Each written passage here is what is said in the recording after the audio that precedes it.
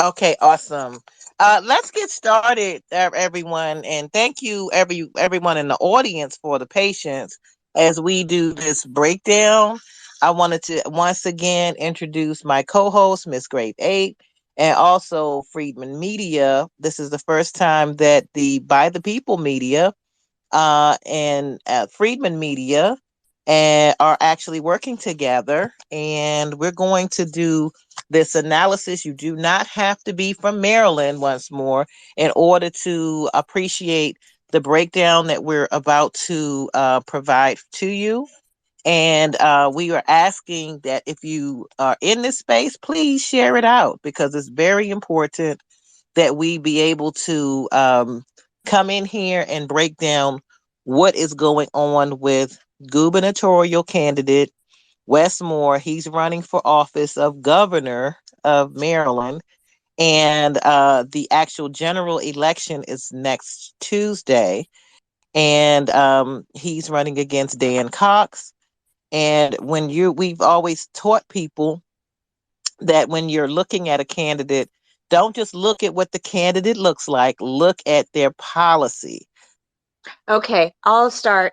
So, hi everybody. I'm Ms. Great Ape on the that's my main account, but I had a vulgar name that I switched recently and they wouldn't let me change it. So I live in Maryland. I live on the DC Maryland line.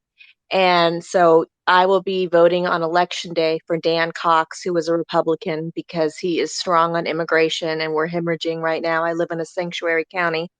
I've been following Wes Moore since late spring, and I'm ashamed to say that I didn't focus on him sooner. And that's because we currently have a Republican governor, and I think I took it for granted that I didn't think he would win realistically. And I've been very focused on county politics. We have a large county, we have a lot of issues here with illegal aliens. So I'll be posting throughout the talk tonight. I'll be posting some things about Wes Moore. The primary thing I want to share with all of you is that he wrote a book about 12 years ago called The Other Wes Moore. And he wrote it based on a freedman man who went to prison for something he didn't do. He was guilty by association and took a plea deal. Um, and because they have the same name, Wes Moore thought he could write a book, like Obama wrote a book before he became president. Wes Moore did the same thing. And as you all know, Obama recently endorsed Wes Moore. No surprise there. So the book is about how two black men, quote unquote, with the same exact name had very different outcomes. And Wes Moore rode that for years. It was on Oprah. I mean, it. So CNN uncovered recently that, and we all know how liberal CNN is. So it's surprising that they even went forth with this, how deceptive the book is, because Wes Moore, running for governor of Maryland, said that he grew up in Baltimore. He grew up on the streets of Baltimore. He's a son of Baltimore. And how is it that two black men who grew up on the streets of Baltimore, one ended up in prison and the other a Rhodes Scholar, right? Well, he didn't grow up on the streets of Baltimore. He ended up going to Johns Hopkins University at age 20. That's the first time he was ever in Baltimore. So he's a liar, and he exploited this man. He met him repeatedly in prison and interviewed him and became rich and famous off this book. He's half FBA and he's half immigrant. His mother's a Jamaican immigrant. His father died when he was 4. He was raised by his Jamaican side of the family. He lived in the Bronx, and then when he started getting in trouble there, his mom moved him to Tacoma Park, Maryland, which, as some of you may know, is the opposite of the streets of Baltimore. So recently, Wes Moore's uncle came out, and I have a short video clip that I will post to the Jumbotron when I'm done talking about the truth about how the gubernatorial candidate used this Black American freedman in prison for life to write this book and become rich off of it. Aside from that, he's very pro-immigrant. He's pro-illegal aliens. We already have a couple of counties we have at least one sanctuary county in Maryland. Howard County may become a second sanctuary county. And Wes Moore is going to end up making the state a sanctuary state. and that's why he needs to be stopped. Dan Cox, the Republican candidate, I'm not extraordinarily happy about him, but he won't allow Maryland to become a sanctuary state, and that buys us time. Wes Moore did no outreach to the American Freedmen community in this state. He's had fish fries. If you go to his page on Twitter right now, you'll see that he is kowtowed to everyone except for us. And he declined an invitation from the HBCU, Morgan State University, to meet Dan Cox there and have a debate. Dan Cox showed up. Wes Moore did not. I could go on and on, but I know I need to be brief here. I'm just saying the key is we need to get the word out. Election day is next Tuesday, and we have a lot of people who think because he's quote unquote black that he's for us, and he's not. He's against us. So I'll land my plane there, and I will add several things to the chat and the Jumbotron and answer any questions you may have. Thank you. All right. Thank you so much, Miss USA Freedman. Yeah, he's half immigrant, half Freedman. His dad passed when he was 3 years old. And so he really is not ingrained with that Freedman kind of sensibility whatsoever. And I'm looking at his web page, and he says he's doing certain things. It's on westmore.com, a bold plan to unlock economic opportunity for Maryland's Black families. And now when you read it, he's talking about COVID. He's using pretty much like standard. He's talking about in Maryland, the average white family has 8 times the wealth of the average Black family. The average Black worker makes 71 cents to the white worker's dollar, right? Then he goes into talking about working at a job. He said something about we are also leverage the framework and policy agendas of the bedrock organizations like the Maryland State Conference of the NAACP, the President's Roundtable, and the Maryland Legislative Black Caucus. Now, if you look at the NAACP is actually working with, they're working for other organizations on a statewide level. They're really not working on any kind of policy to close any type of wealth gap. Then he goes into speaking.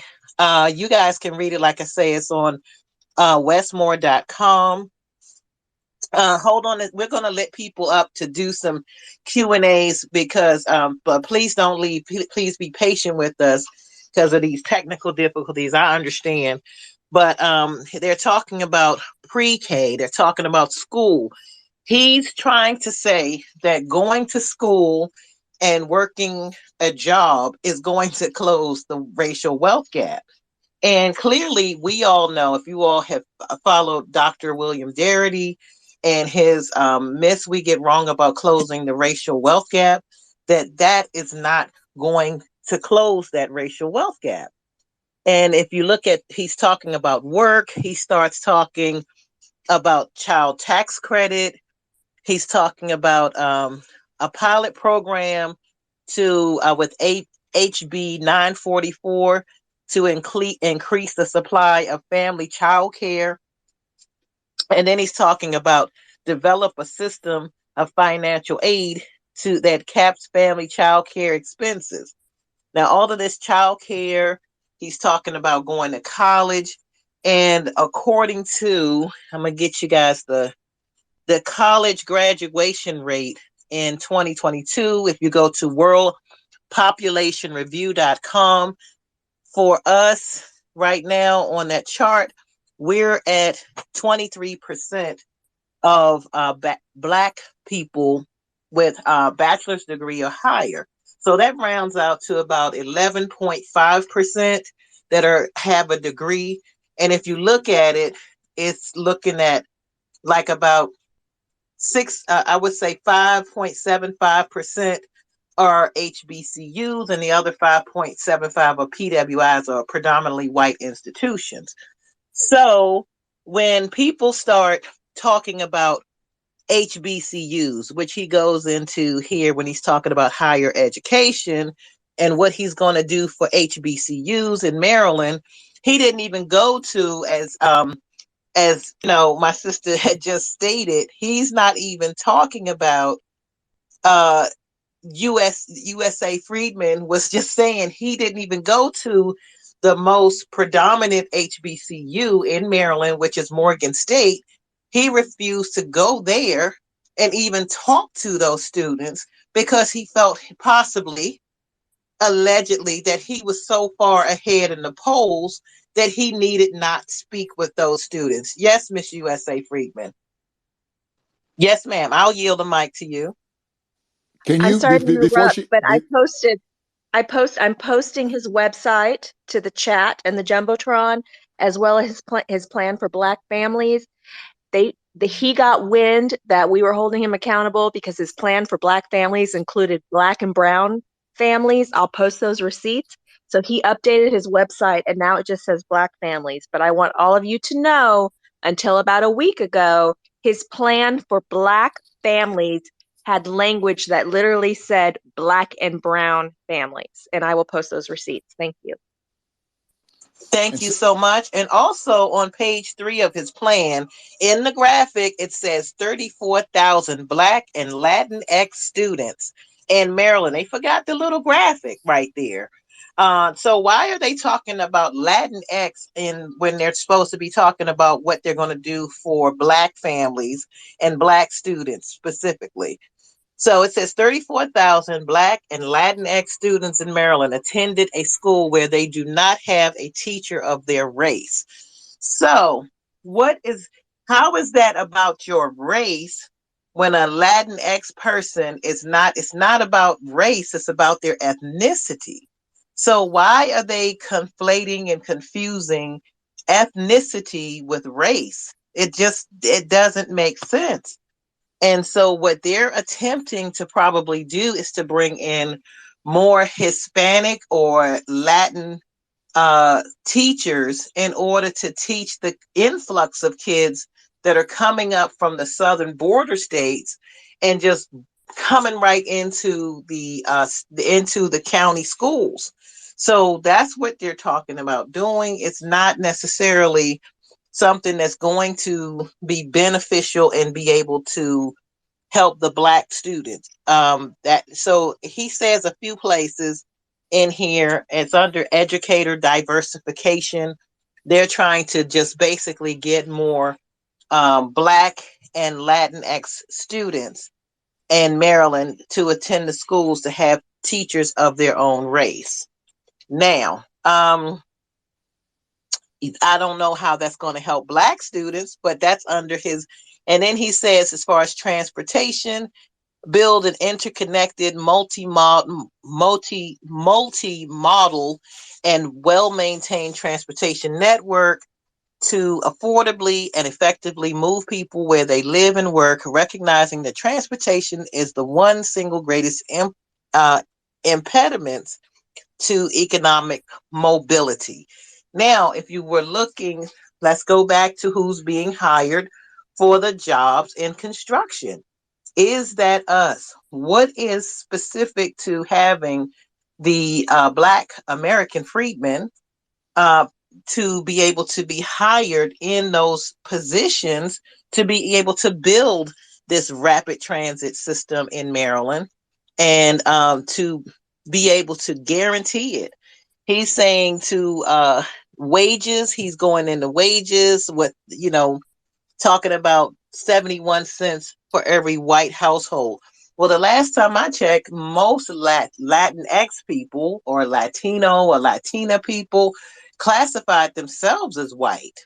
So what is he talking about? How does he bring the Black American freedmen up when he's mixing us in with the Latinx people based on their ethnicity, but on race, they're considered mostly are considered as white. So, do you see that flub right there? Freedman Media. I'll hand the mic over to you, sir.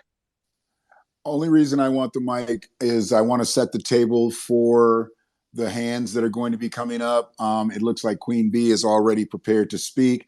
Any requests that we get, if you're requesting, you obviously want to speak, please put your hand up and we'll assess them accordingly. I really want Sister Roz and Freedmen ADL to be able to dictate the data and what's going on in the Jumbotron tonight.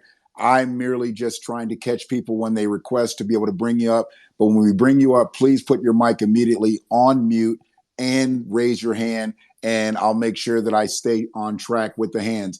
Please keep your initial commentary, if possible, to 90 to 120 seconds. That's a minute and a half to 2 minutes. You may have a rebuttal, and if you have a rebuttal, we will love to have you respond to that rebuttal, and we will go from there. We just want to be able to keep things moving because we're not trying to be up here all night, but there's a lot of information that Sister Roz and Sister Freedmen ADL have right now, and I'm really just here to kind of be the person that's checking out for the hands and the requests and things like that. So that's all I wanted there. All right, Freedman Media, that's unfortunate. I wasn't able to hear anything that you had just stated. However, what I will do is listen back to it in the recording. I'm sure it's a dynamic of having a technical difficulty. But Queen B, if you wanted to, I know you wanted to say something regarding something maybe that one of us has spoken on, you can come in now. And we're going to try to keep the comments, please, just short if you can, and ordered, like say about 90 seconds. That's a minute and a half, just so we can get through the material for tonight. So thank you. I'm handing the mic to you, ma'am. Thank you, Roz, Shannon, and Miss Great Ape. I actually had a couple of questions for you, Miss Great Ape. I know that I have been in some previous spaces with you regarding Westmore, and I know that he is not good for freedmen. He's not good for the country. I'm very familiar with him, which I think I've shared with you before. He's been around in the scene for a while. Back when Obama was president, he was on MSNBC with that book because he had just gotten out of the military, I believe. So he's been making his way to the national scene for a while now, and I believe, yes, it was all in preparation to get him where he is now. And you had mentioned that his opponent, Dan Cox, who's a Republican, had challenged him, but there's some issues with him for various reasons, not with Mr. Cox, I guess, but for various reasons with Mr. Moore, that he had been dishonest, that he actually had been using this other guy's story, or basically he's a fraud. So how has that message been resonating with the residents there in Maryland that you are aware of? And are they still willing to go and vote for him? Because I'm not real sure what the polls are looking like for him. But is there something that can be done other than I don't know what can be done? If is Dan Cox, does he stand a chance against this guy, or at this point, or is a former governor Larry Hogan? Is he on Dan Cox's side to endorse him, or maybe to get more people out to vote for Dan Cox? I'll land. Thank you. Hi, Queen Bee. Your questions are spot on. It's kind of complicated. I haven't checked the polls in over a week, but Westmore was ahead. I'm skeptical about the polls. Maryland, as you may know or may not know, is weird in terms of we have a couple of red counties, but it's also a very progressive blue state. It was weird that we had a Republican governor, but he tended towards he was more of a liberal, and there were liberals who voted for him, if that tells you anything. And we know liberals don't vote for Republicans. Larry Hogan has not endorsed Dan Cox because he associates him with Trump and January 6th. I live in an extremely blue county. So just following what the conversations I've had with people who are active in government locally and what I've seen on social media, Westmore is the favored one. But I'm not, I'm at a point now, how everyone thought Hillary was going to win. I'm of that mindset right now, because Maryland has farms. We have a lot of agriculture. We have rural counties. We have a lot of people who are fed up with how things have occurred over the past 4 years regarding illegal aliens. And Montgomery County has a major problem with illegal aliens and crime. So, so to answer your question, it appears that Westmore is the favored one, and no one has worked hard enough at this point to really debunk him. I will post the video, the very short clip I have of the other Westmore's uncle. I haven't tried to find him. I will, even if Westmore wins. I'm disappointed, including in myself, that we haven't done more to get the word out. I've reached out to Dan Cox's campaign. They ran a shitty campaign, honestly. So at this point, you know, to the strategy in my mind, and there are people on this call who are much more smarter than I am, is to try to get the word out as much as possible over the next week and try to reason with people. And I was really aggressive on social media a couple of weeks ago to educate folks. And so my goal is just to keep doing it. As we know, a lot of people leading up to an election who don't vote early are still can be on the fence trying to figure things out. Maryland is about 30 something percent American freedmen. I can't break that down. I mean, excuse me, Black American. I don't know the delineation of that, and I need to find that out. So I'm hoping that all of you tonight, my request of all of you is to follow Wes Moore and his running mate, Lieutenant Governor Aruna Miller, who's an Indian immigrant. And I already posted in the chat in the Jumbotron Wes Moore's take on immigration. He is very clear, you'll read it, that he's a child of an immigrant. That is the opposite of anything any one of us on this space would ever say. So my request for all of you is that you follow him and his lieutenant governor and get aggressive and use the hashtag that Roslyn came up with, which is no more. Roslyn and Kid Gravity came up with no more, and just go at it. Just go at it and hold him accountable and start having conversation. You know, spend 10 minutes a day, if at a minimum, and have conversations with other people who reply to his tweets. You'll see his pinned tweet where he talks about how he's a child of an immigrant and how, you know, just I'm gonna just go at him. That's the only hope I have. I've reached out to Dan Cox's campaign. We've been in contact. They are doing a weak job. I know that this isn't the best answer I can give to your important questions, but this is all I've got right now. Does that help at all? Absolutely. Yeah, I was wondering what the action item was at this point, because yeah, I know we don't have very long. Is there any place we can call? Well, this is one thing I wanted to try to let everybody know, that Maryland has 3 sanctuary counties right now. That is Montgomery County, Prince George's County, Baltimore County, and also Baltimore City, right? Those are the 4 sanctuary areas. Now, they were trying with the legislature about a year and a half ago, maybe 2 years ago, to try to get Maryland to be a sanctuary state. And basically Governor Larry Hogan said no, he didn't approve it, so he vetoed it.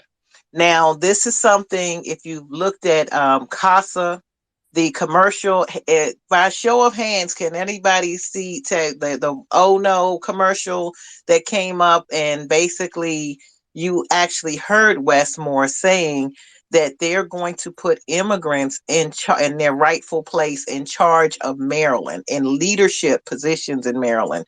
Have you seen that commercial? If you have not seen that commercial, then Ms. Gray Babe, U.S. Freedmen, can you please put the link to that in the Jumbotron, because it's very important. It's less than 30 seconds, but it basically outlines exactly what the problem is. And the problem is in the Montgomery County, see, the person that usually wins Maryland wins Prince George's County and wins Baltimore City. Those are heavy, heavy freedmen locations. And if you're winning Prince George's County, if you're winning Baltimore City, then you become the governor. But this man is ducking the freedmen. He's ducking black people. He's not coming into our areas, and he's not saying, he's doing the same pattern that Barack Obama did, right? Except for it's worse, it's more blatant. What I mean by that is he doesn't have to even address us and say what he's actually going to do for us. He's going to Hispanic restaurants, to Hispanic, these are like straight immigrant restaurants, which is like, wow, you're doing that. But he doesn't come to anything. And he had a fish fry out in a very rural white part of Maryland. I mean, fish fry, that's not even, see, he's trying to take a page from Clyburn's book and do a fish fry. Well, fish fry is typically something that we do. I'm not saying white people never do a fish fry, but that's something that's definitely a black, freedman kind of thing, is a fish fry. And he didn't come to Prince George's County with it. And the only thing I think he had within the past few weeks ago, or about a month ago, he was selling tickets for an event up in Camden Yards in Baltimore City. And it was like $50 per ticket. So it was a fundraiser when he's around us. But when he's out in the white rural areas, it's a fish fry. And then he's promising immigrants all kinds of leadership positions. Well, the problem that many of us should have is that, how do you have someone who is an immigrant that's not a U.S. citizen being in charge over U.S. citizens? Because we're day one citizens here, right? So even the word resident, I know DC uses that a lot, and they try to get us to say resident. Let's first of all start substituting that word resident for citizen, because citizenship actually has more power to it, right? So we need to start using the word citizen. They say, hey, are you a resident of Maryland? Are you a resident of such, Prince George's County, or resident? No, I'm a citizen. I'm a citizen. And use the word citizen. Let's make the word citizen, that's an actionable item that we can use right now. It's just making that word citizen carry the weight that it should carry. So if somebody comes into your home, for instance, and they say, hey, you're the homeowner, you're the one that has your name on the mortgage and has to pay mortgage, then a guest coming in cannot carry the weight that you do, because you are the mortgage holder, right? So being a mortgage holder has to have more weight than a visitor, whether it's a welcome visitor or if it's somebody that broke in. You have that responsibility and that weight.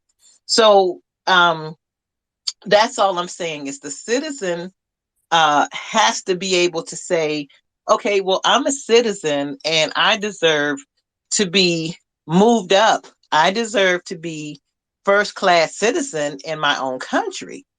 And what are you going to do for us? Let's not allow him to conflate, which he's trying to do, saying, well, this is what white people get, but we're going to do this for Black and Latinx. See, he's confusing and confounding everything. And you're like, wait a minute, that doesn't work for us, because you can't say we're going to do this for you all. And then you throw in Latinx, and but Latinx people consider themselves as white. I don't care if they're my complexion. If you look at the picture, they will consider themselves as white. So I'm sorry, I'll yield the mic to my co-host. I just wanted to say I added to the Jumbotron. Rosalind, I'll add your video in a minute. I added that Wes Moore said he wants to find a pathway to citizenship for dreamers. And if any of you if any of you encounter Maryland voters who have an issue with voting for a Republican, you can show them that, that especially if they're American freedmen. That's all I wanted to add. To be honest with you, Sister Roz, I mean, obviously this is not my state, but just being a part of these spaces, being a part of this wheel now, And hopefully you can hear me. You said you couldn't hear me last time clearly, so hopefully your connectivity issues have gotten to the point where I'm audible to you.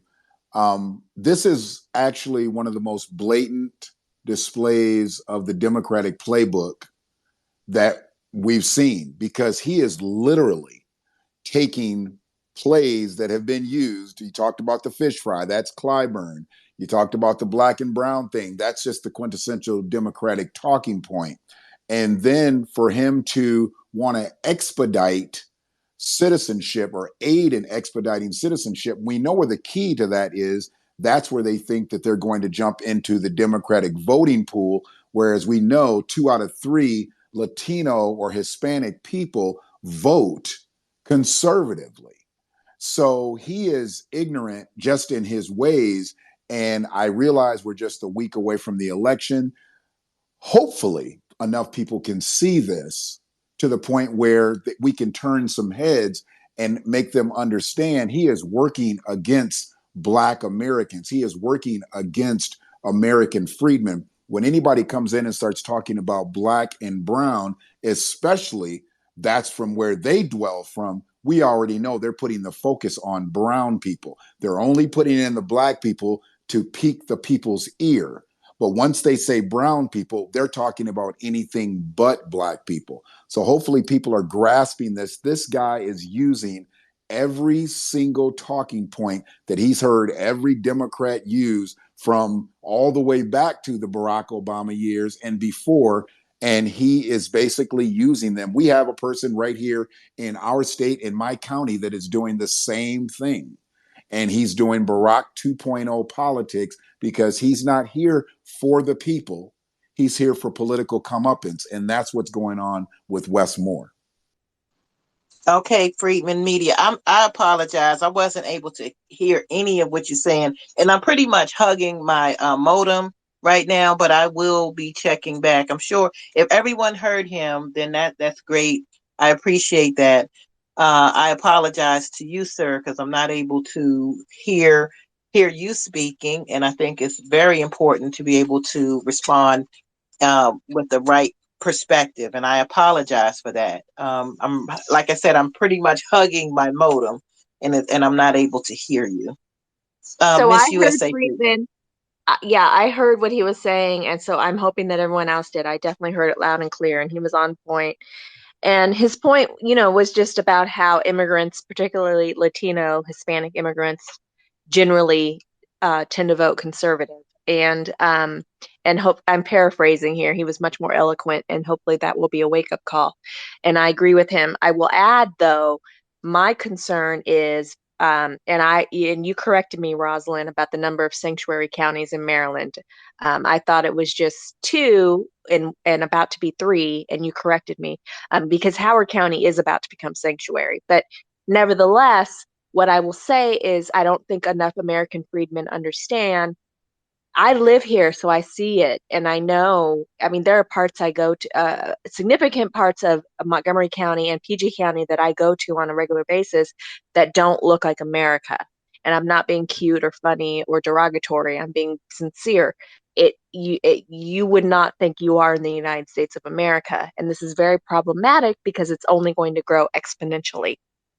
And so, and these are the people who may tend to be conservative in general in terms of abortion and other things, but I can foresee them voting blue because they know that will invite more of their family members from their countries. So I don't want us, I just want to say before I land my plane, I don't want us to take for granted the talking point, which is legitimate, and what Freedmen Media said, which is that Hispanics and Latinos in general tend to be conservative and vote Republican. And yes, I agree with that, but I think it depends on where you are. And the benefits here are so generous. Let me just tell you all one very important thing that may seem minor, but it's not.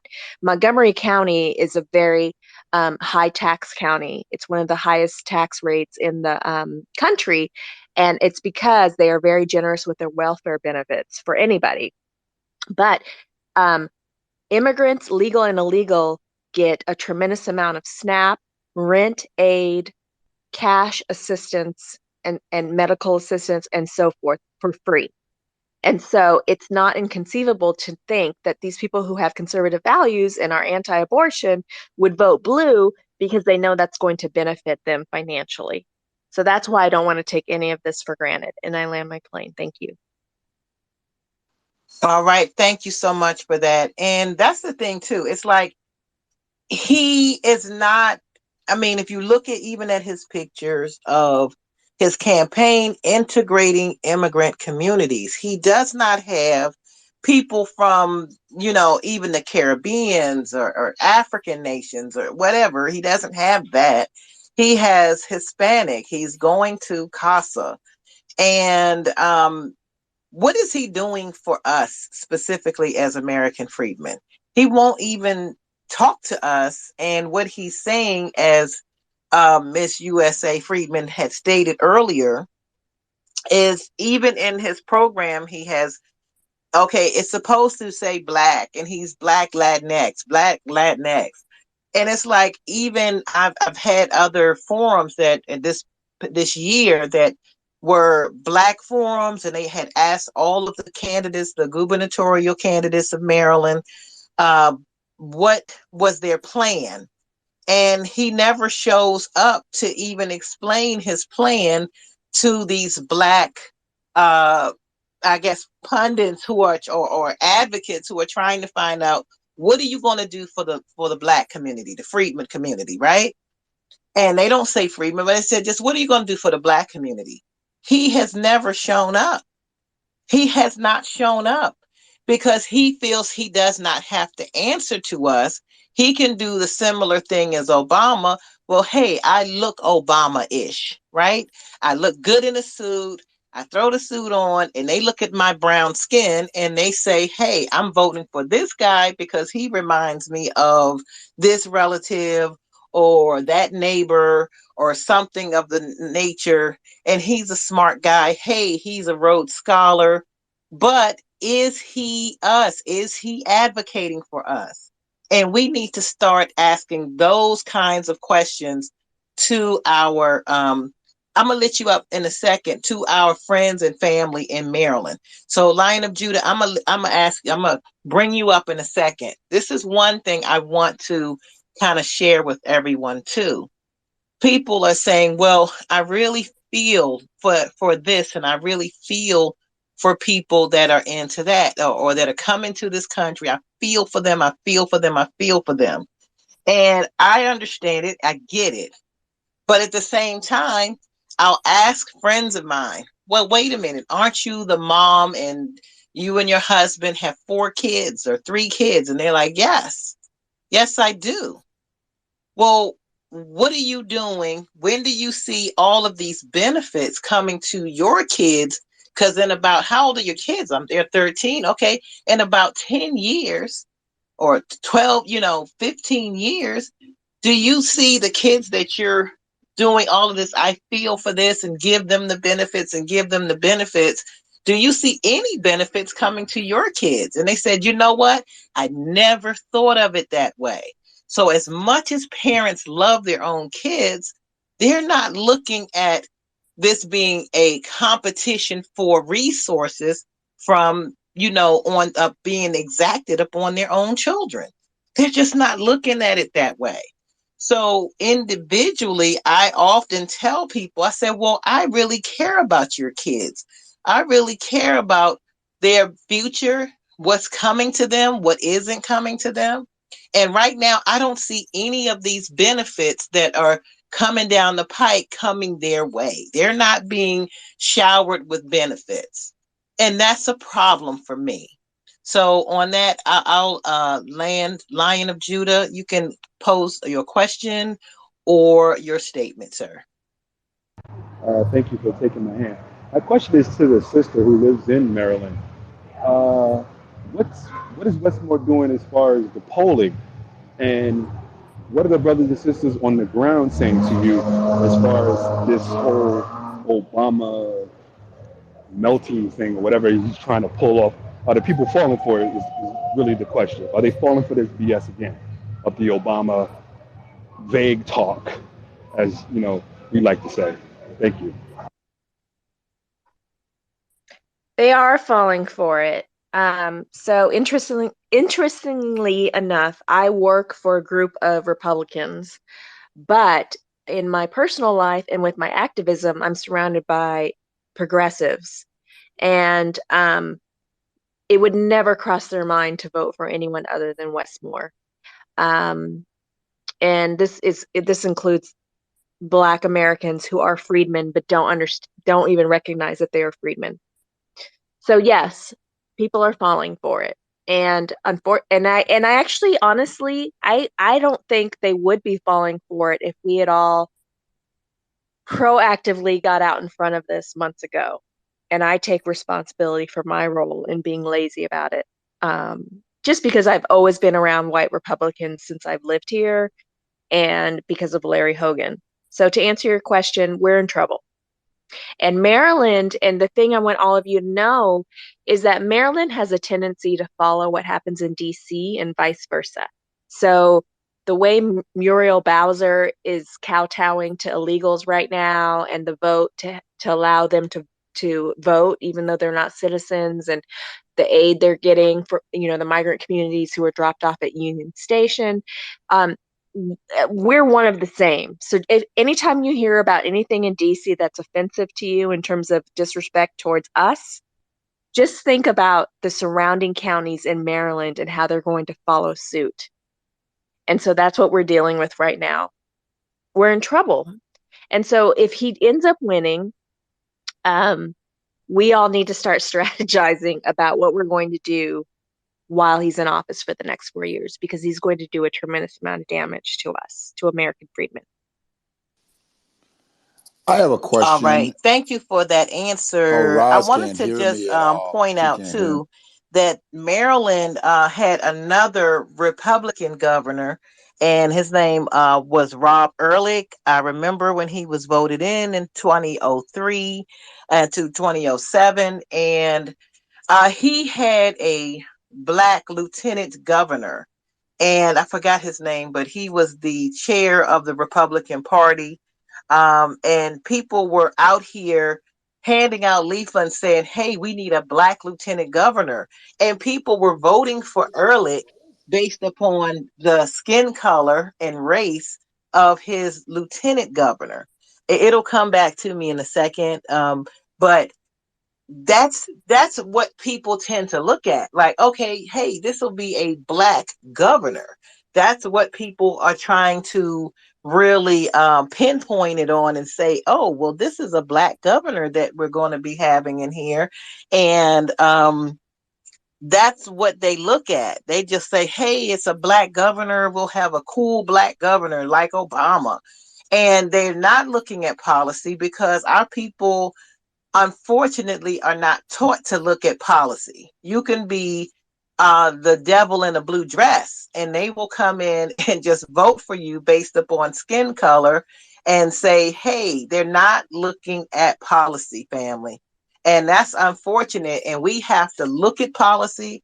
We have to teach people in our community how to look at policy and look at what this person is doing, not only for us but to us. And what are they doing? Is it helping or is it hurtful? And unfortunately, our community does not look at things in that nature. I'm going to go to Freedman Media as I land, or dock my yacht, and Queen Bee, you can follow up after him. Thank you. It's unfortunate that Roz can't hear me, because I actually am trying to dictate her room for her so she can concentrate on the content as well as Freedmen ADL. But all I really wanted to say right before she spoke there was that these things are happening obviously in other territories, so I'm a little bit familiar to the schematics of it. But I do have a question for Freedmen ADL, and it can wait till after Queen Bee, or Queen Bee, if you are a Maryland resident, you may know this. But what about Baltimore? What about the other places that have mayors or township supervisors and things like that? How are they advocating for American freedmen, or are they just falling in line with the traditional Democratic talking points, talking the black and brown thing, because I can understand how he feels and how he's got wind at his back with this type of scheme because of the vote blue no matter who situation you have in Maryland. But when you start talking about more local stuff, I mean, your city councils, your township supervisors, your mayors, how are they speaking? Are they speaking along the lines of Westmore, or is there any pushback from any of these mayors of the cities throughout Maryland? So I'll answer and then I'll defer to Queen Bee. So, unfortunately, Mayor Scott of Maryland is of Baltimore is a sellout. Okay. He's a supporter of Westmore. He, about a month ago, had a home. So there are major homeless encampments throughout Baltimore, as there are throughout the DMV. And on a Saturday, he had a homeless encampment that was 100% freedmen cleared out by the police to make way for a farmer's market on Sunday. He is a freedman. Mayor Scott is a freedman, and he's a sellout, and he supports Westmore. And so, to answer your question, we don't have any support right now in Maryland from any Black politicians at the local level up through the state level regarding us. Baltimore residents, there are a few who have coalesced to protest, excuse my birds, I'm sorry, to protest against Westmore's election, but it was such a small turnout. It was at City Hall in Baltimore, and it was such a small turnout. And the thing is, it's like with everything we're doing right now as freedmen, we don't have enough support. I know that will all change eventually, and I have hope for all of us, but we don't have enough support, and we don't have enough people on board, either from our own people or from other groups, other races and ethnicities. So Westmore is being promoted by politicians at all levels right now, including NAACP and civil rights groups. Mayor Scott is a sellout, and that's a whole nother issue that we'll have to work on moving forward. But so to answer your question, we're alone right now. It's basically the space call right now, and I'll land my plane. Queen Bee, let me step in for just a second. I wanted to say there was Michael Steele that they were promoting as lieutenant governor back with Rob Ehrlich back in 2003 for that election. And they were like, oh, he can be our first Black lieutenant governor. So they know they're playing the Black card, and oh, that's a Black person. I'm voting for him because he's Black, and he's not going to give me bad policy because he has a similar skin tone that I have. So that's crazy, but that's how people are voting in Maryland. And Queen Bee, on you. Thank you for letting me step in. Thanks, Roz. I actually had hit you up on the back anyway and asked you if it was Michael Steele, because I know that he went on to be the RNC chair after he left that role as lieutenant governor. But he's really not a Republican. He's doing everything to defeat the Republicans. But I just wanted to make a comment that, yeah, this guy, Westmore, I believe he's being groomed for a VP role. So perhaps they're thinking maybe he'd be able to maybe ride with Kamala or whatever. But I really think that's where they're trying to push him, because he's been on the national stage for a while now. And, the Democrats tend to make those type of investments in people, grooming them from very early on. And he has been around for a while now. I don't know, is his wife FBA? That's one question I meant to ask earlier. And then I also wanted to say, I think this is a wake-up call for us all across the nation, that this is just not, of course, not, one incident. This is happening all over the place. And I had heard, it was the reporter that does the border, that does the immigration. He covers that for Fox News. Bill Malugin, I believe is his name. And he was on television a couple of weeks ago being interviewed. And he had actually come from Texas to meet with the Biden administration, or he tried to meet with them because he wanted to tell them, all of the things that he's seeing down at the border, and asked them basically, what's going on? Why aren't you doing anything? And he said he couldn't get in to see him, but he basically said that the Hispanic immigration lobbyists have a stronghold on this administration.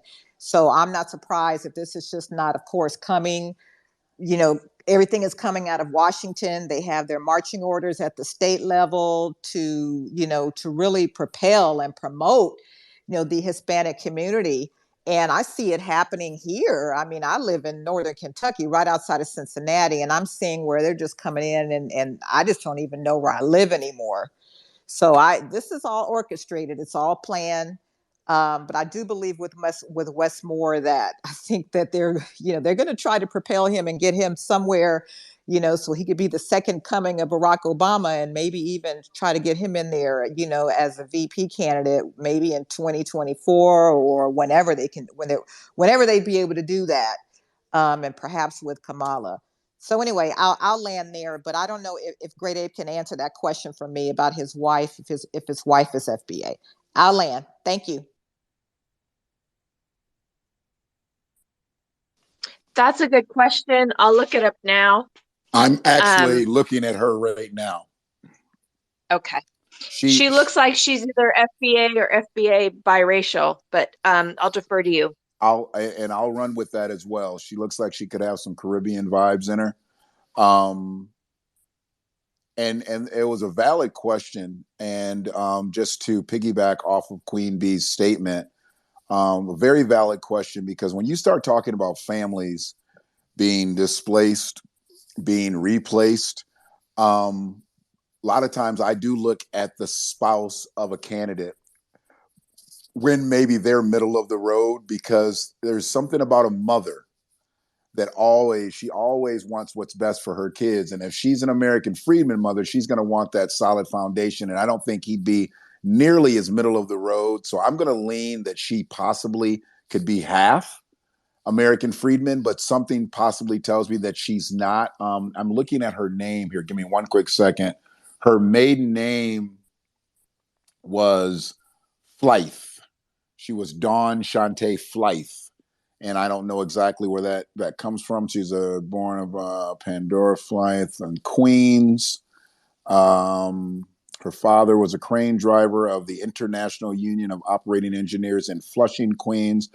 Her mother, on the other hand, is a music educator of South Ozone Park, Queens. So she looks like she's from New York. And then let's see where her career in politics. She looks like she's done some work around the Baltimore area. Prince George's. Dawn worked as a department coordinator of Prince George's County for the Kathleen Kennedy Townsend's Maryland gubernatorial campaign. Does anybody know who Kathleen Kennedy Townsend is? Does that name ring a bell to you, Freedmen ADL? Kathleen Kennedy Townsend? Am I not audible at this point? You're audible. I apologize. Okay. I apologize. I'm trying to put my bird to bed. Yeah. Roz can't hear me, so this is the situation. It's kind of me and you right now. I know she didn't elevate you to co-host, so she can't actually even hear when I'm speaking.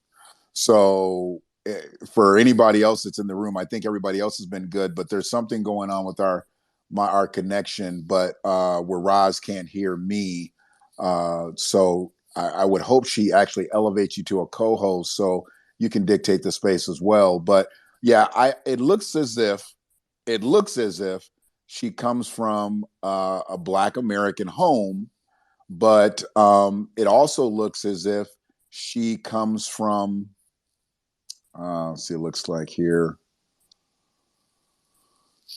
She definitely was had a middle class upbringing, and nothing wrong with middle class upbringing. It's just sometimes once they're elevated a tad bit higher than the middle class, they tend to forget about the folks who are not middle class, and that's most of us American freedmen. So I'm a little leery on that. His foundation from a spousal standpoint might not be there. That might not be a good ally for us, where we thought it was an ally to have Michelle along with Barack. But then we saw how middle of the road she became with her thoughts and theories through his administration.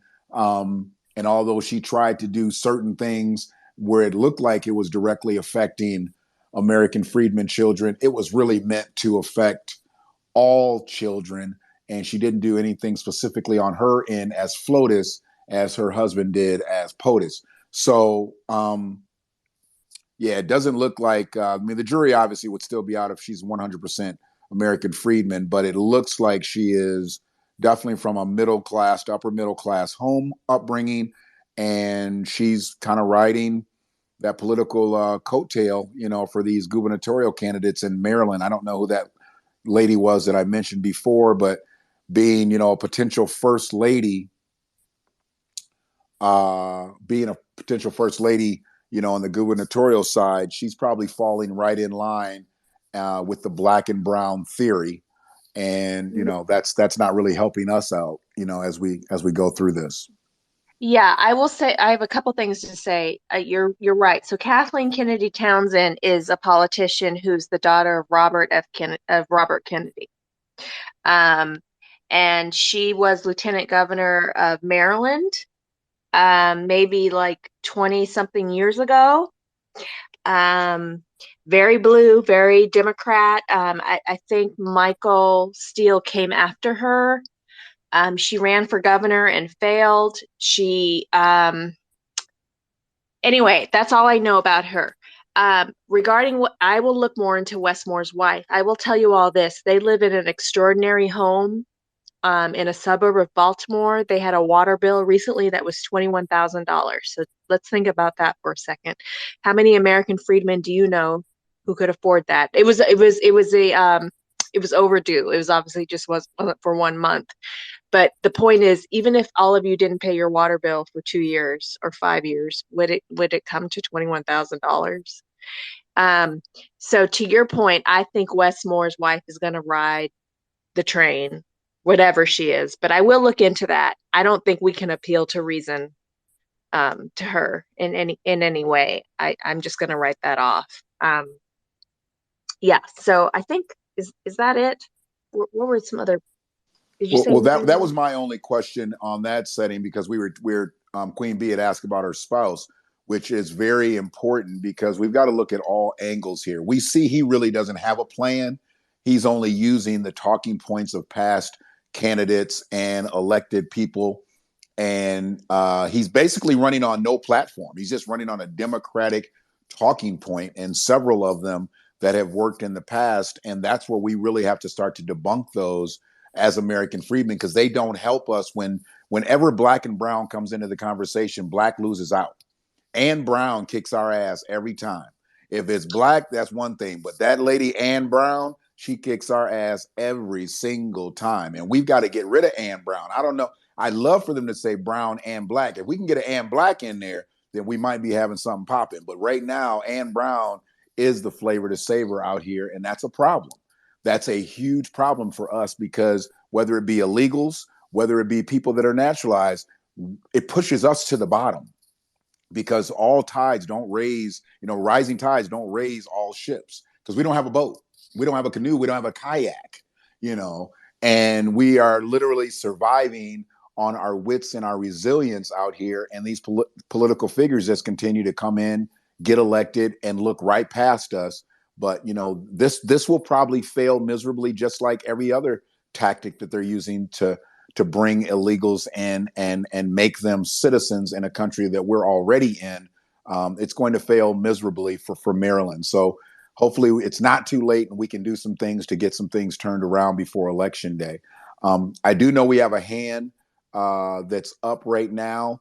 Roz, are you still in a position where you can't hear me? I don't think she can hear me at all. I know there's a lot of people that would like that luxury, but she's actually one of the fortunate ones.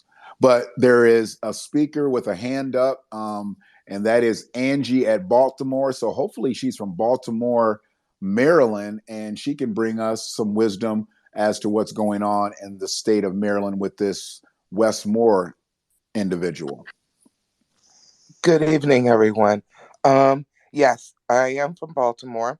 Roz and we've been discussing Westmore for quite some time. Um, I explained to Ross that one of my son's assignments when he was in middle school was to read Westmore's book. One of the things as a parent I always did was read what my children was assigned in school. Once I read that book, I was furious because in that book it told the story of one Westmore from East Baltimore and the other Westmore. A Westmore that is an immigrant one whose name upon arrival in this country was not Westmore. He had another immigrant name. So, yes, I did discuss that with Mirage for quite some time. I knew that he was going to run as a candidate. Um, and I explained that to several of my friends that this man will be a candidate in Baltimore eventually. And here we are now. Um, you spoke of Kathleen Kennedy Towson. I knew that she had a lot of immigrants from the diaspora working under her tutelage. She would recruit those type of candidates and get them politicized. And it was one of the things that I wondered why Kathleen Kennedy Towson, um, the child of Kennedy, would move the way she did. And again, that foretold me of what Maryland politics was to become, an immigrant community. Westmore is dangerous, and there's no doubt in my mind when it comes down to specifically American freedmen, he will be the anvil that the Democrats use to completely erase our lineage in Baltimore City and in Baltimore County. There's certain segment of the political establishment in Baltimore, and it begins with a J, that has propelled um, these people to replace and erase us. And I just wanted to let that be known. Thank you for allowing me to speak. Thank you, sister. Thank We you, appreciate. Sister You know what, Angie in Roz can't hear. Baltimore, because absolutely you were the one that I'm sorry, I wasn't able to hear a lot of the exchange from Freedman Media, technical issues, but you did say and mention that it was Westmore is the dangerous person. She's been saying that. I'm like, wow, I see some of his signs up. But what threw me off, this is Prince George's County in this area, right? So in Prince George's County, he never came out to speak to the people, which was very odd. Like he never came out and got around the Prince George's County. Now Prince George's County citizens. So that was kind of odd. Like, who is this guy? I see signs, but I never see him. I see signs of Westmore for governor, but I never, ever, ever see him. Not even in wealthy like Bowie or Upper Marlboro. He just did not. He was just a ghost, a non-entity, which was really odd. Like, why isn't he showing his face in this place? Regarding the commercial that you guys may see up in the Jumbotron, thank you so much, Miss USA Freedman, for posting it.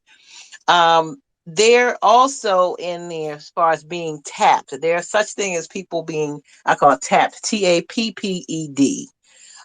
They're tapped for power.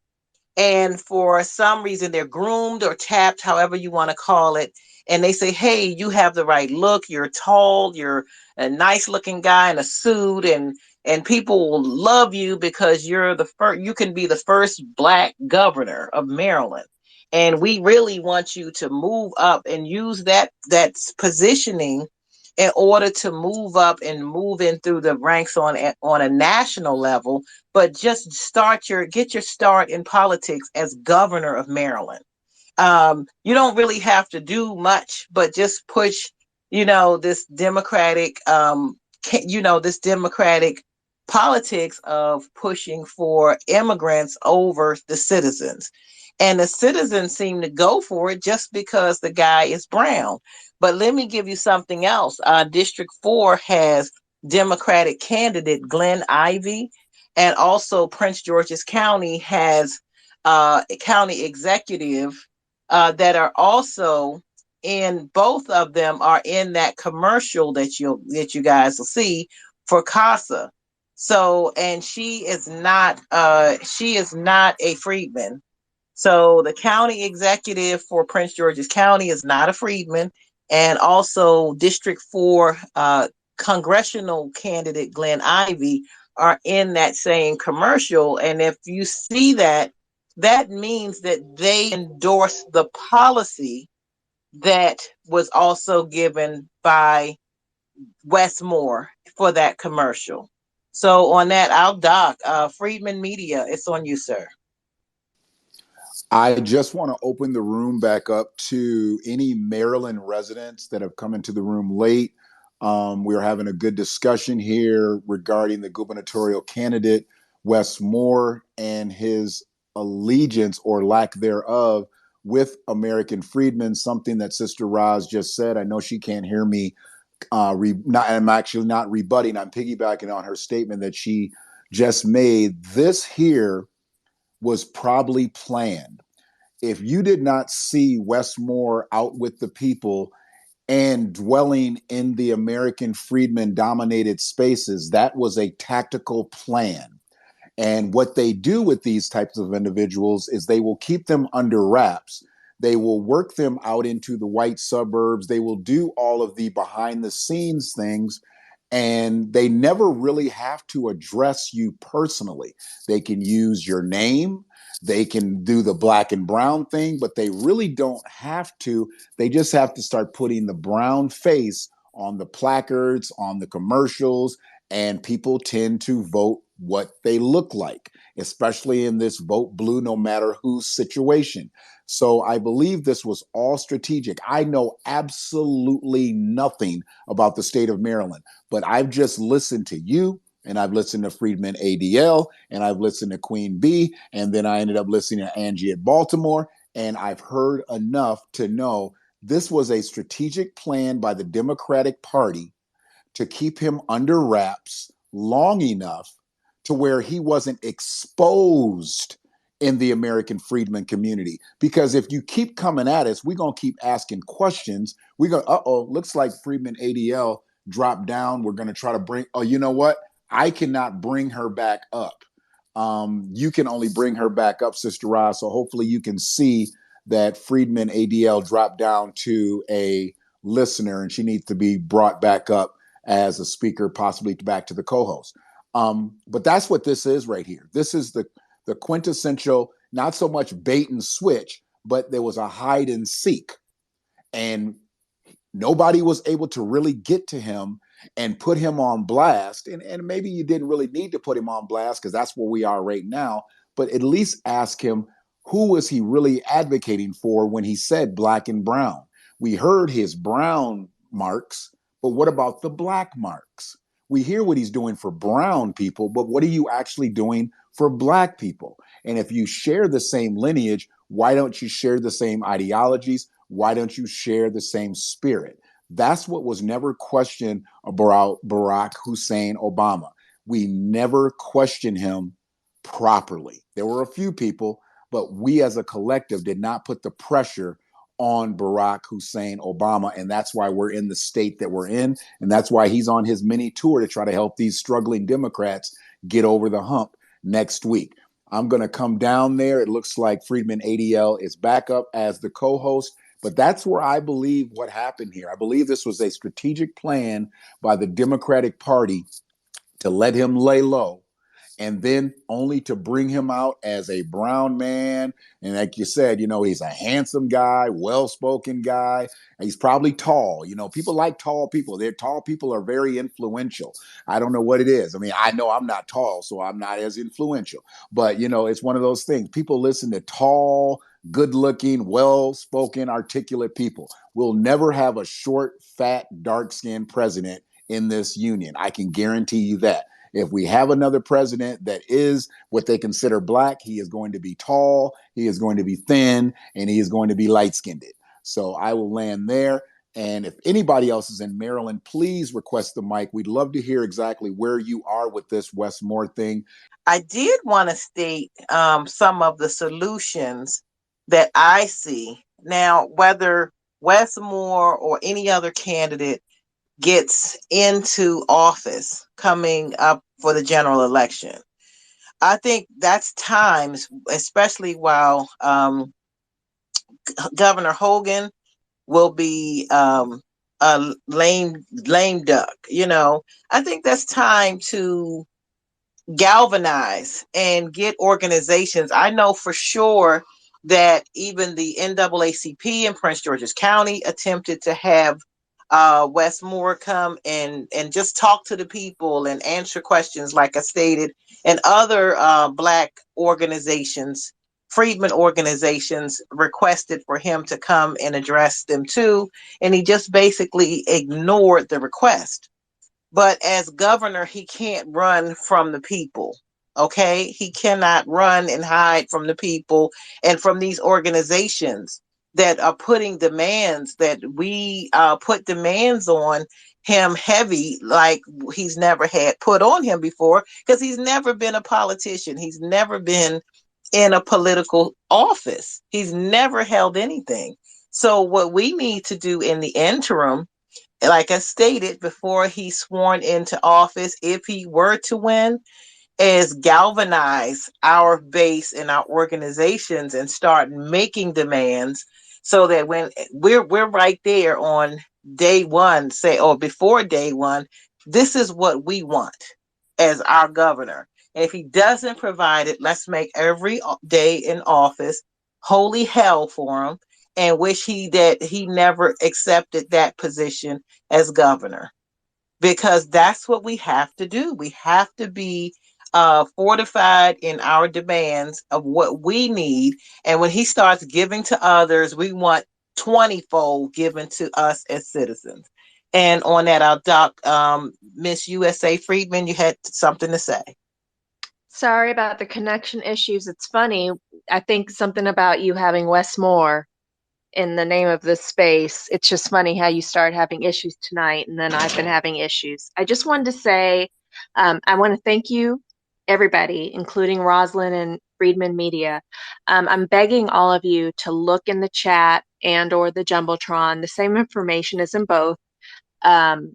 With starting points for all of you to read on and share and hold people accountable with, because as we know, if he becomes elected, this isn't the end. This will be the beginning of holding him accountable. So please check the chat or the Jumbotron for receipts. And then I guess the other thing I just wanted to say is that I know that Capital Task Force, they're trying to work with him too, knowing they've already decided that if he becomes elected, they're going to continue to lobby him and his team in terms of reparations and a plan for us. So I just wanted to throw that out. I don't know anything beyond that, but I wanted to share that all with you because I did have a phone conversation with them a couple of weeks ago. And then the last thing is I really wish Dan Cox's Black Outreach Coordinator joined our call tonight. I invited her. I am not impressed with Dan Cox at all, but at least he wouldn't be working on a pathway for dreamers. And so that's my sole talking point for anyone who's still undecided about whom to vote for the governor of Maryland. So that's the last point I just want to make. So let's not let this drop off of our radar, because even if he doesn't win, this won't be the end of Wes Moore. Like Freedmen Media was saying, everything is planned. Democrats, Republicans, politicians, they start grooming people years in advance. And so this is not a surprise that he's running for governor of Maryland. And I feel like an asshole for not paying attention. I really did take it for granted that we have a Republican governor. But I'm just asking all of you, I know you're all busy and you're dealing with politics in your own states and localities, but please don't let this drop off the radar, because he literally is being groomed to be Obama 2.0. And that's not, I'm not exaggerating in any way with that. So again, please check the Jumbotron and the chat. Reach out to me, DM me. I'm Ms. Grade A. That's the way to get a hold of me. I'd land my plane. Thank you. All right. Thank you, Freedmen Media. Sir, your hand is in the air. The mic is yours. So just to echo what Freedman ADL just said, it's not over if he does achieve the governor's seat. That's when it really just starts for the state of Maryland. And what I'm trying to do is I'm trying to prevent, because you can't take this, Freedman ADL, I'm trying to prevent Barack 2.0 in my state. So Westmore would be Barack 3.0, because we've already got a county commissioner here who likens himself. I mean, he's light-skinned, he's tall. He even just took a picture. I should put that in the Jumbotron tonight. But they have basically put him on the course to be Barack 2.0. And I'll make this is what they're doing. He was not even electable. I mean, let's be honest with you. He wasn't even electable in his own hometown, which is our state capital. He had to move to my community, and which is probably the third most powerful county in the state. And he moved to a densely populated Black territory, Black American territory. That's where him and his wife have now landed and bought a house. And he has basically done the same things that Barack did, and he ingratiated himself into the community to where everybody loves the way he talks. They love that he's got a Black wife, and they love that he gets out in some of the community things, and he smiles and he takes pictures and he kisses babies. And, I ain't heard him sing flat yet, but I'm sure that's just coming. But he does the cha-cha slide and all the BLM marches and paints BLM in the streets with the folks and whatnot. But my thing is this: he's had three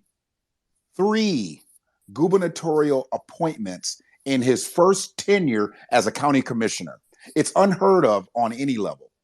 The governor doesn't even know generally who a county commissioner is. He has 3 gubernatorial appointments under his belt in his first 2 years of being a county commissioner. It's unheard of. It lets you know that they've put him on a fast track to get back to our state capital, to be a state representative, to be a state senator, and who knows where he goes from there. But this is the way the Democrats are working now. They're not coming up with new plays. They're just recycling the old plays. And we have him here. His name is Justin Hodge. Y'all can do you look at County Commissioner, Washtenaw County Commissioner Justin Hodge. I am not a fan or a friend to any politician. Okay, I don't need politicians to be my friends. I need them to be my advocate. And if they can't be my advocate, then you're definitely not going to be my friend.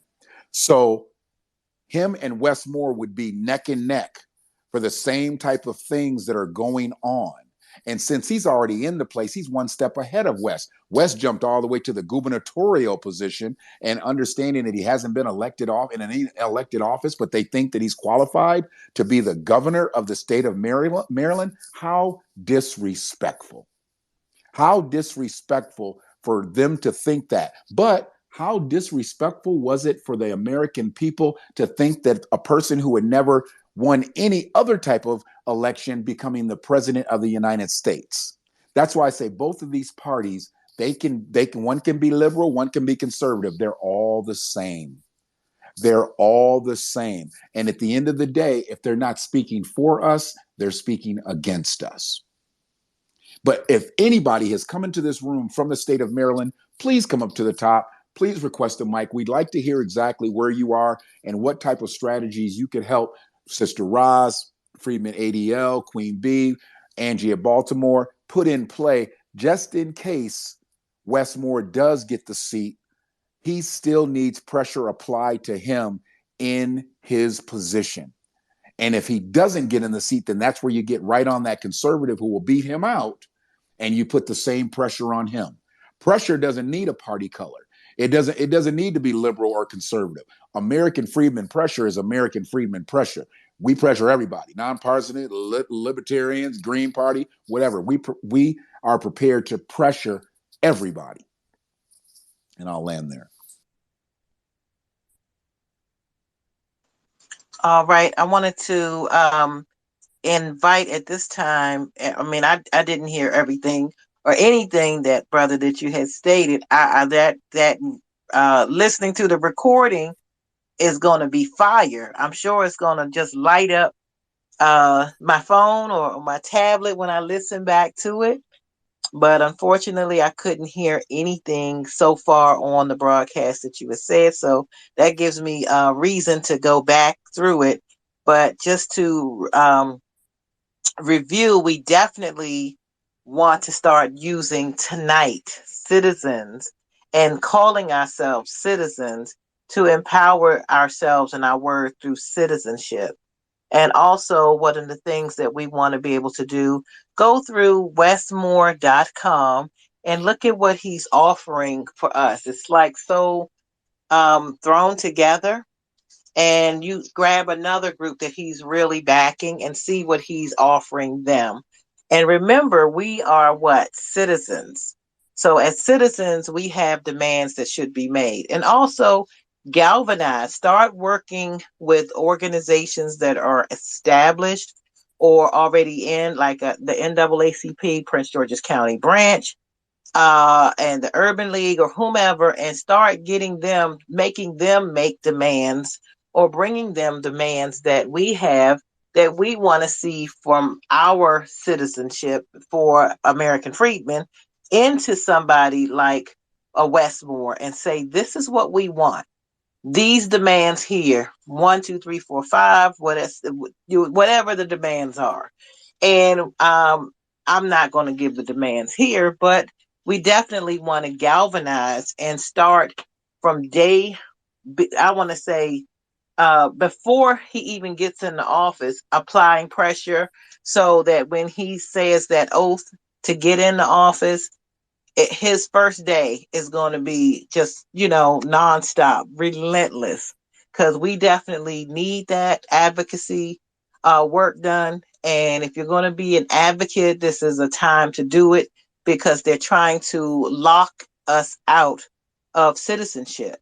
They're trying to lock us, the day one citizens who built the country, descendants, out of being citizens in our own country. And people are coming in, stepping over us, getting the benefits. And the people that are supposed to be in office and advocating for us are not. And the people who are supposed to know, uh, or say, well, know better, or actually look at policy, are looking at what somebody looks like in a suit and what color their skin is. I don't care what color your skin is if you're delivering policy for the American freedmen. I don't care what color your skin is, as long as this policy that's being delivered for my people, the American freedmen, is there and bold, and it's not mixed up, conflated with something else, Latinx, and let's do this for people of color. And this is what this man is offering to us. So we have to make it known that we're not playing those kinds of games with him or anyone else. And again, I invite you to chat. Information is there. So that will, I believe, Miss USA Friedman, exit last until even when we shut the space down. And this recording is being saved. And we're going to also convert it to the By the People Media on YouTube. So you can check it out there. And that's it. If anybody has any other closing remarks, then you can make them. We just want to thank you all, Sister Angie. Yes. Well, I want to make this. I want to say this. When it comes down to politics, Democrats and Republicans think long term. We have to take our emotions out the equation. We have to look at what's going to be beneficial to ourselves and our children 5, 10, 15 years in the future. Like I said again, my son read that book in middle school. That was in 2000. My son has since graduated. He is now a voting citizen. Now, in addition to that, because he is already that imprint of Westmore, I have to reintroduce him to the fact of how he has to do politics. Even though he was told, given a lie about this individual, I have to reintroduce him to the fact of how to go about doing politics. We have to teach our children that lookership is not the way to gift your vote to any candidate. The platform. What will it do for you and yours in the future? That's what we have to be about as a collective. Thank you. Well, thank you for that. I appreciate that, ma'am. Thank you, my sister. Miss Afro Puffs.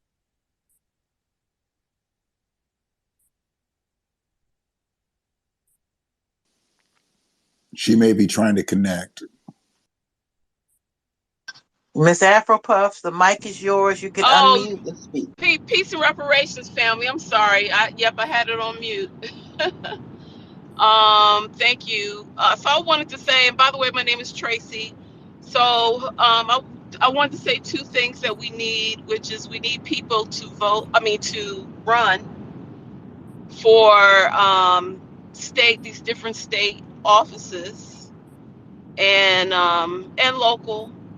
And we need to really start because more is going to get in. I'm in Maryland, everybody. More is going to be my next governor, unfortunately. But it really wouldn't have mattered any of the Democrats that ran. They were all running on the Democratic Party's agenda. Unfortunately, we typically in Maryland get a more independent thinking minded person as our governor most of the time, not all the time, but like Hogan, who's leaving, a Republican, but he was more a moderate Republican, and that's why he got voted in for 2 terms in a blue state. But we are going to have to really start pestering anybody who's in Maryland, our state delegates and state senators, because my fear is that they're going to get on board with whatever Moore wants to do, like make this a sanctuary state, I'm sure. And we have to let them know that we're here and that we are against it and that we will run against you. But we somehow have to mobilize, so that we can make sure that we do that, pester our state legislature and find freedmen that will run for their seats.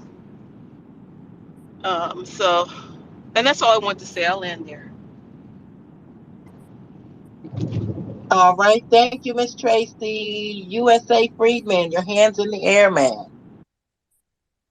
I'll be quick. I'm going to sound like a broken record. Please check the chat and the Jumbotron. This is so important. It's full of receipts. The other point I want to make is, in addition to finding candidates to run for office in Maryland, the other issue is getting Black American freedmen to realize they are Black American freedmen. And we don't have time to do that tonight in terms of a discussion, but we need to have one because there are plenty of us here in Maryland and nationwide who aren't even on our side yet, and they are literally descendants of U.S. chattel slavery. I'll land my plane. Yeah, they think that they've either one arrived or two they just don't vote in our own people's best interest. It's like everybody else votes in the interest of their group dynamic. and our people do not vote in the interest of our group.